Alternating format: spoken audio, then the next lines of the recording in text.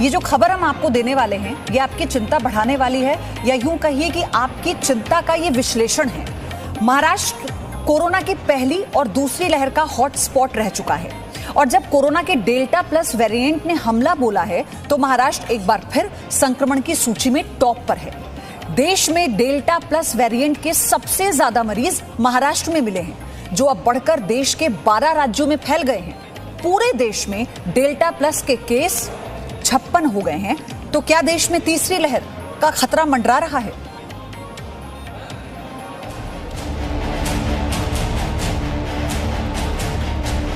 Corona ने रूप बदलकर किया है हमला।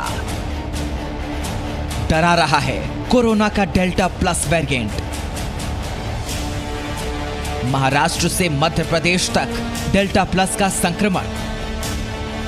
क्या ये तीसरी लहर का अलार्म है? कोरोना के बदलते स्वरूप लगातार खतरा बने हुए हैं। भारत में भयावह दूसरी लहर के लिए जिम्मेदार ठहराए गए डबल म्यूटेंट यानी डेल्टा वेरिएंट में और भी बदलाव हो रहे हैं। नया वेरिएंट सबसे पहले भी महाराष्ट्र में मिला, जहां पहली बार नए वेरिएंट के 7 केस सामने आए, जो अब बढ़कर पूरे देश के 12 राज्यों में फैल गए हैं। अब तक डेल्टा प्लस के देश में 56 मामले सामने आ चुके हैं। जानकारों के मुताबिक अगर सावधानी नहीं बरती गई तो अगले 2-3 हफ्तों में महाराष्ट्र में तीसरी लहर आ सकती है। डेल्टा प्लस वेरिएंट पर सवार तीसरी लहर में एक्टिव केस लोड 8 लाख तक पहुंच सकता है, और इन मरीजों में 10% बच्चे होंगे। महाराष्ट्र में पिछले 10 दिनों के कोरोना केस ट्रेंड पर नजर डालें तो आंकड़े चिंता बढ़ाने वाले हैं, क्योंकि पिछले 10 दिनों में एक भी दिन ऐसा नहीं है जब कोरोना के केस 6000 से नीचे गए हों। हमने सबसे पहले आपको महाराष्ट्र के बारे में क्यों बताया? क्योंकि जब देश में कोरोना आया था तो महाराष्ट्र एक वो राज्य था जो सबसे बड़ा हॉटस्पॉट रहा। महाराष्ट्र के कुछ शहर, कुछ जिले, चाहे हम नागपुर की बात कर लें, फिर चाहे हम मुंबई की बात कर लें, सबसे ज्यादा पॉजिटिव मामले यहां पर सामने आए। लेकिन जब हम थर्ड वेव की बात करते हैं, दूसरी वेव के बाद, तो बच्चों को लेकर सबके मन में कई सवाल हैं, जिस पर आगे हम विस्तार से बात करेंगे। हम आपको ये बताएंगे कि कैसे जो आपकी समस्या है उसे हम भी समझकर उठा रहे हैं, क्यों बच्चों पर इसका प्रभाव पड़ रहा है।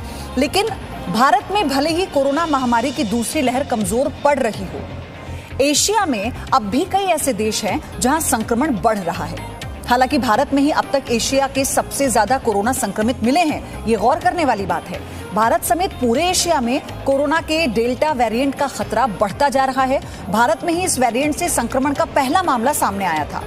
अब तो देश में तीसरी लहर की आशंका के बीच डेल्टा प्लस वेरिएंट भी खतरे की घंटी बजा रहा है। भारत समेत एशिया के 7 देशों पर कोरोना की सबसे ज्यादा मार पड़ी है। आप इसे समझिए, एशिया में नंबर 1 है भारत, लेकिन दुनिया में दूसरे नंबर पर है। तुर्की की अगर बात करें तो भारत के बाद दूसरा सबसे ज्यादा प्रभावित देश है तुर्की। ईरान की बात कीजिए, आप हैरान हो जाएंगे, ईरान में तो 5वीं लहर से लोग जूझ रहे हैं। मतलब पूरा देश कितनी बड़ी चुनौती का सामना कर रहा है। इंडोनेशिया में डेल्टा वेरिएंट की वजह से लॉकडाउन को बढ़ाना पड़ गया, क्योंकि इसके अलावा कोई विकल्प किसी सरकार के पास या किसी देश के पास फिलहाल नहीं है। फिलीपींस, यहां पर 14,24,000 संक्रमित हैं। इराक की बात कीजिए, वैक्सीनेशन की धीमी रफ्तार ने यहां मुश्किल बढ़ा दी है और इस देश के सामने दोहरी चुनौती है। पाकिस्तान, डेल्टा वेरिएंट की वजह से चौथी लहर की चेतावनी पाकिस्तान के सामने है। क्या देश का भविष्य खतरे में है? ये सवाल हम सबके जहन में है, इसलिए क्योंकि कोरोना काल में बच्चे अब मानसिक बीमारी से जूझ रहे हैं। एम्स की स्टडी के मुताबिक देश के 75% से ज्यादा बच्चों पर कोरोना का नेगेटिव असर पड़ रहा है, और इसीलिए तीसरी लहर की चिंता से पहले उनके आज को संवारने पर ध्यान दें, ताकि उनका जो आने वाला कल है आप उसे बेहतर कर सकें, यानी देश के आने वाले कल को आप बेहतर कर सकें। कोविड से पहले स्कूल था, क्लासेस थी, स्कूल बैग थे, लंच बॉक्स था, गेम्स थे, गपशप थी, दोस्त थे, टीचर्स थे।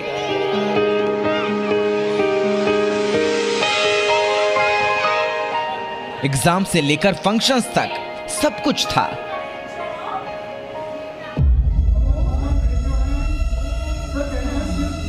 लेकिन अब कोविड में बच्चों का संसार मोबाइल और लैपटॉप की स्क्रीन तक सिमट कर रह गया।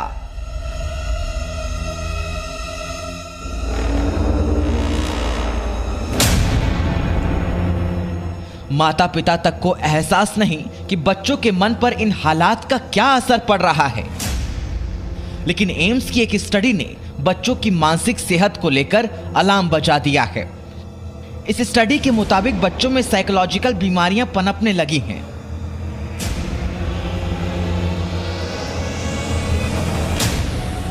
एम्स के डॉक्टरों ने तकरीबन 15 स्टडीज का एक एनालिसिस किया है, जिसमें तकरीबन 22,996 बच्चों पर शोध किया गया। पता चला कि 79% बच्चे कोरोना से मानसिक तौर पर प्रभावित हुए हैं, जिनमें 42.3% बच्चों में चिड़चिड़ापन की समस्या बढ़ गई है।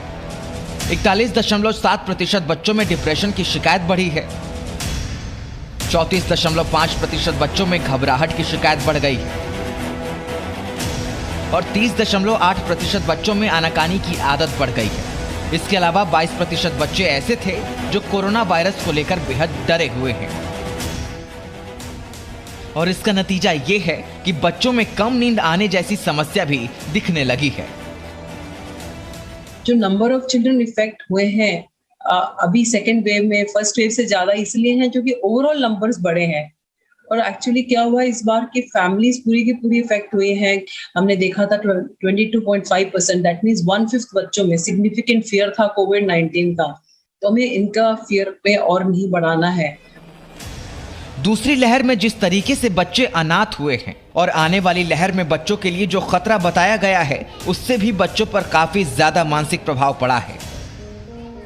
24 घंटे फोन में लगे रहते हैं, टीवी होता है। अब फोन बच्चों से ले लो तो बच्चे चिड़चिड़ाते हैं, इरिटेट होते हैं। बच्चे भी परेशान हो गए। ऑनलाइन भी कितना करा दें, बच्चों की आंखों में भी प्रेशर पड़ रहा है। बच्चों में बढ़ती दिक्कतों को देखते हुए जानकार मानते हैं कि कोविड पर कंट्रोल होते ही स्कूल खोलना चाहिए। बीमारी से जो है जितना हार्म हो रहा है उससे कई टाइम ज़्यादा कर रहे हैं। उनके ओवरऑल विकास पे प्रभाव पड़ता है, उनकी मानसिक स्थिति पे प्रभाव पड़ता है। तो बच्चों का जो है इसको हमें जो है वेट करना चाहिए कि क्या है, वेटेज मतलब देना चाहिए कि स्कूल बंद करने से कितना नुकसान है, कितना फ़ायदा है, स्कूल खोलने से कितना नुकसान है, कितना फ़ायदा है। हालांकि भारत में भी केंद्रीय शिक्षा मंत्रालय ने स्कूलों को खोलने को लेकर राज्यों को फैसले लेने को कहा है, लेकिन फिलहाल कहीं स्कूल खुलता नहीं दिख रहा। हम ही उनके मेंटर हैं, तो उनकी प्रॉब्लम्स को समझते हुए हमें उनके लिए एक ऐसा रूटीन या ऐसा शेड्यूल बनाना है ताकि वो उस शेड्यूल को एंजॉय कर सकें। स्कूल नहीं खोलने के पीछे तीसरी लहर में बच्चों को खतरे की आशंका जताई जा रही है, लेकिन इंडियन एकेडमी ऑफ पेडियाट्रिक्स यानी IAP ने कहा कि अब तक बच्चों में लगभग 90% संक्रमण हल्के या एसिम्प्टोमेटिक रहे हैं। भारतीय बाल रोग एकेडमी ने भी कहा कि इस बात के सबूत नहीं मिल रहे हैं कि कोरोना की तीसरी लहर में बच्चों के लिए ज्यादा खतरा है। क्योंकि बच्चे अभी प्रोटेक्टेड हैं, उनमें केसेस ज़्यादा हो सकते हैं क्योंकि अभी तक वो घर पे रहे हैं, स्कूल पे नहीं गए हैं या कॉलेजेस में लोग बच्चे नहीं गए हैं। और जब ये स्कूल और कॉलेजेस खुलेंगे, बच्चे आपस में मिलेंगे तो शायद केसेस बढ़ सकते होंगे। लेकिन अभी तक जो भी डेटा है वो ये कहते हैं कि बच्चों में इन्फेक्शन माइल्ड होगा, ज़्यादातर बच्चों में एडमिशन की जरूरत नहीं पड़ेगी। लेकिन जब तक स्कूल खुलते नहीं तब तक बच्चों के स्वस्थ मानसिक स्वास्थ्य के लिए कुछ टिप्स का ख्याल रखा जा सकता है। अब ये चुनौती माता पिता के सामने है कि महीनों से घर में बंद छोटे बच्चों के शारीरिक और मानसिक स्वास्थ्य की देखभाल वो किस कदर कर पाते हैं। पिछले 1.5 साल से घरों में कैद बच्चों की हालत का अंदाजा आप इस बात से लगा सकते हैं कि घर के दायरे में उनकी फिजिकल फिटनेस ना के बराबर है। इसीलिए तीसरी लहर की फिक्र में घुलने से बेहतर है कि उनके साथ वक्त बिताएं और उनकी फिजिकल एक्सरसाइज पर घर के अंदर ही सही लेकिन ध्यान जरूर दें, वरना आने वाला समय तीसरी लहर लाए या ना लाए बच्चों के लिए मानसिक बीमारियों के साथ साथ कई शारीरिक बीमारियां भी ले आएगा। पूजा मक्कड़, जी मीडिया, दिल्ली। अभी तक आपने ये देखा कि कोरोना कैसे बच्चों पर मानसिक असर डाल रहा है। अब आपको हम ये दिखाते हैं कैसे कोरोना मानसिक के अलावा भी बच्चों पर शारीरिक असर डाल रहा है। वजह यह है कि बीते करीब 1.5 साल से घरों में बच्चे कैद हैं। दिल्ली और नोएडा के अस्पतालों में इस तरह की समस्याओं से ग्रस्त बच्चे इलाज के लिए पहुंच रहे हैं। ये रिपोर्ट आपको देखनी चाहिए।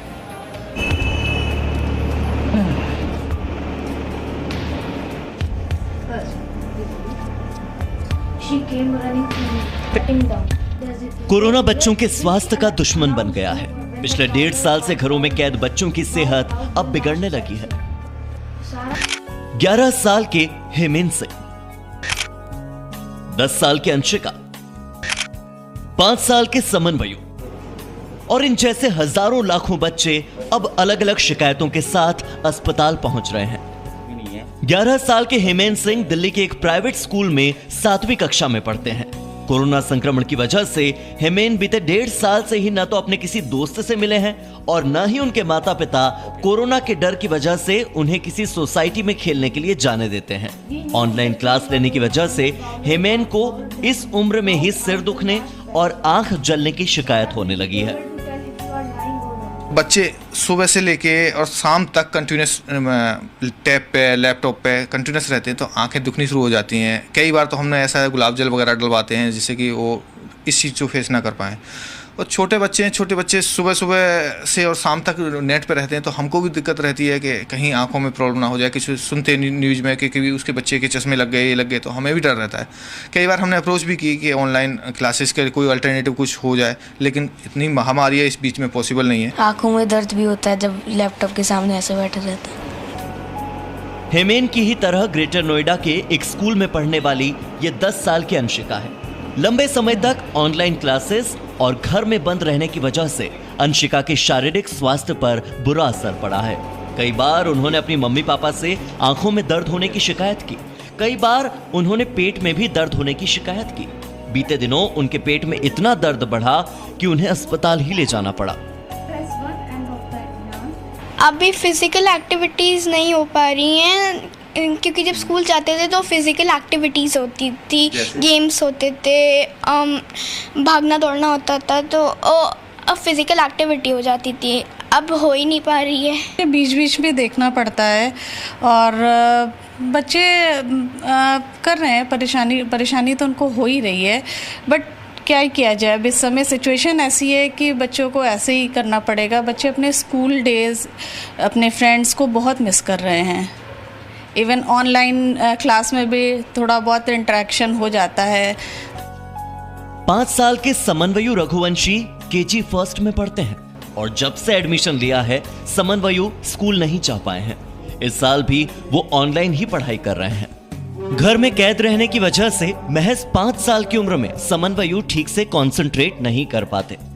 माता पिता दोनों ही वर्किंग प्रोफेशनल हैं और उसकी वजह से अपने बच्चे को समय कम दे पाते हैं। ऐसे में समन्वयु के व्यवहार में भी बदलाव देखकर मम्मी पापा परेशान हैं। बहुत सारी चुनौतियां हैं जो बच्चे की पढ़ाई से रिलेटेड फेस करनी पड़ती हैं। उसका रीज़न ये है कि हमारे पास में हम सुबह से लेकर रात तक ऑफिस में हैं। हम कैसे बैठे अपने बच्चे के साथ में 2 घंटे 3 घंटे क्लास में बैठ ही नहीं सकते। हम ऑफिस में हैं, अगर घर पर भी हैं तो वर्क फ्रॉम होम चल रहा है। बच्चा इतना छोटा है कि इतना छोटा बच्चा बैठेगा ही नहीं, उसको पता ही नहीं है कि क्लास क्या होती है। उसकी स्कूलिंग स्टार्ट होनी थी और स्टार्ट होने से पहले लॉकडाउन हो गया।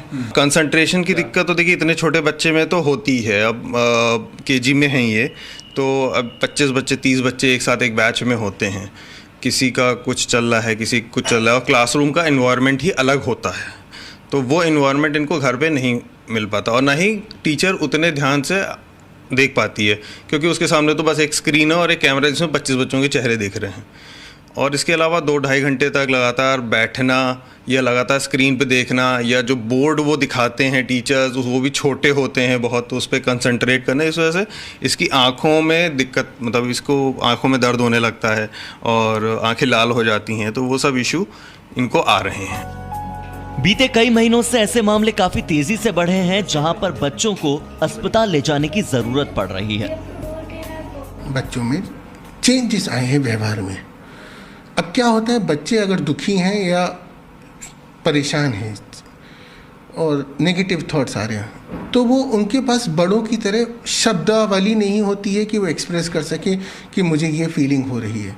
तो वो उनके बिहेवियर में दिखाई देता है। व्यवहार में कैसा? सबसे पहले आता है चिड़चिड़ापन।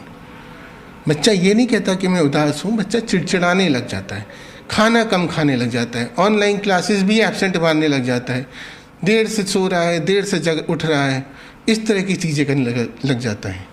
और आप कुछ बोलेंगे तो एकदम से रोने लगेगा या गुस्सा करने लगेगा। तो ये जो व्यवहार में चेंजेस आते हैं, ये शुरुआती लक्षण होते हैं बच्चों के अंदर कि उनको अवसाद या चिंता, इसको हम लोग एंजाइटी डिसऑर्डर बोलते हैं, वो कवर कर रही है। इस तरह के केसेस मैं ये नहीं कहूँगा सीवियर फॉर्म में, लेकिन छोटे फॉर्म्स में बढ़े हैं, लोगों ने जागरूक हुए हैं और इस बारे में मिलते हैं हम लोगों से और हम उनको उस प्रॉपर सलाह देते हैं जो कि केस टू केस बेसिस पे डिपेंड होती है। हैरानी की बात यह है कि ऐसे मामले सिर्फ दिल्ली और उसके आसपास के इलाकों में ही नहीं, बल्कि देश और दुनिया के कई अस्पतालों में आ रहे हैं, जहां माता पिता अपने बच्चों को लेकर पहुंच रहे हैं। एक रिपोर्ट के मुताबिक अमेरिका के मानसिक रोग विभागों में पिछले 1.5 साल में 5 से 11 साल के उन बच्चों की विजिट ज्यादा बढ़ चुकी है जिनका कोरोना काल के दौरान शारीरिक या फिर मानसिक स्वास्थ्य पर बुरा असर पड़ा था। ब्यूरो रिपोर्ट, जी मीडिया। हमारी ये स्पेशल रिपोर्ट आपको दिखाने का मकसद सिर्फ इतना था कि आप इससे सावधान हो और अपने बच्चों के मानसिक विकास को लेकर, फिजिकल एक्टिविटी को लेकर कैसे घर में ही आपको नए विकल्प खोजने होंगे, क्योंकि ये दौर ऐसा है कि आने वाले समय में भी आपके बच्चे को घर में ही रहना पड़ेगा, क्योंकि उसकी सुरक्षा भी आपकी